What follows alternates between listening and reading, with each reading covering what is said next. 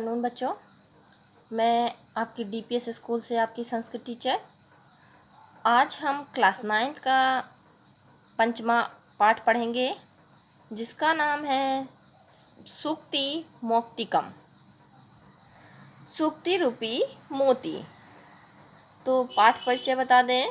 संस्कृत साहित्य में नीतिपरक ग्रंथों का भंडार है। इन नीति ग्रंथों तथा अन्य संस्कृत ग्रंथों में सुभाषितों का प्राचुर्य है।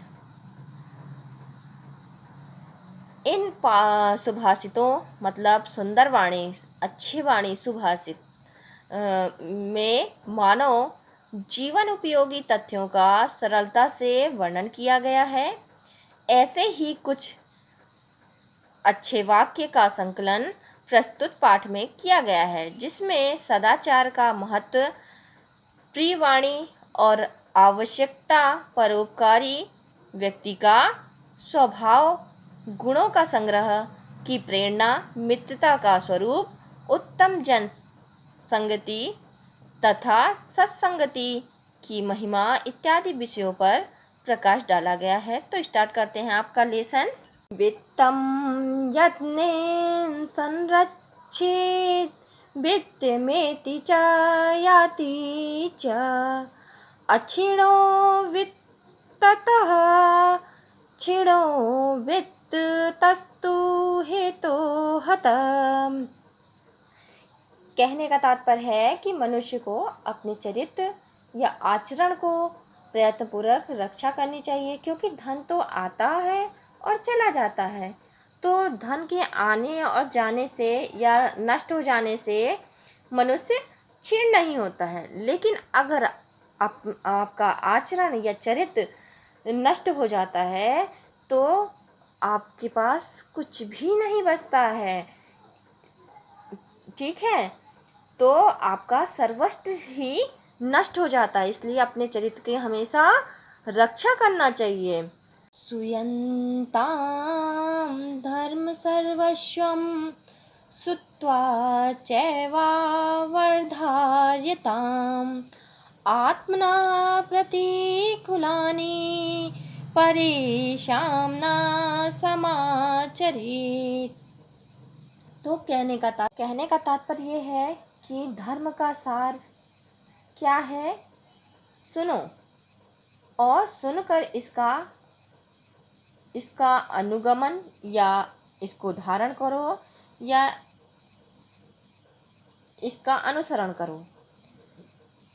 स्वयं को जो बात अच्छी ना लगे वह व्यवहार दूसरों के साथ कभी नहीं करना चाहिए। प्रियवाक्य प्रदानेन सर्वे तुष्यन्ति जन्तवः तस्माद् तदेव वक्तव्यं वचने का दारिद्रता।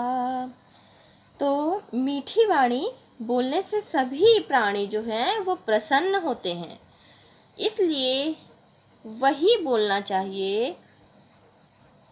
बोलने में कैसी कंजूसी, अर्थात मीठी वाणी में बहुत ज़्यादा शक्ति होती है, इसलिए मीठी वाणी से जो होता है वो शत्रु भी मित्र बन जाता है।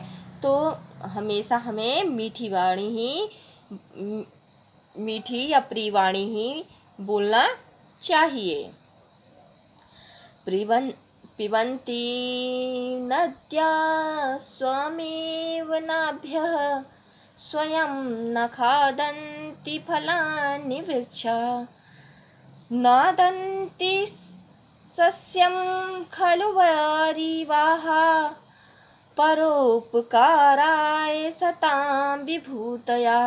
तात्पर्य है कि नदियाँ स्वयं अपना जल नहीं पीती हैं, वृक्ष जो होते हैं वे स्वयं अपने फल को नहीं खाते हैं, निश्चय ही जो बादल होते हैं वो फसलों को नहीं खाते हैं। इस प्रकार से सज्जन की संपत्ति जो होती है वो परोपकार के लिए होती है। अर्थात कहने का तात्पर्य है कि महान लोगों की जो संपत्ति होती है वो साधन यहाँ तक कि जीवन भी उनके जो होता है परोपकार के लिए होता है। उनका जो संपत्ति साधन कुछ भी हो वो सब परोपकार के लिए ही होता है।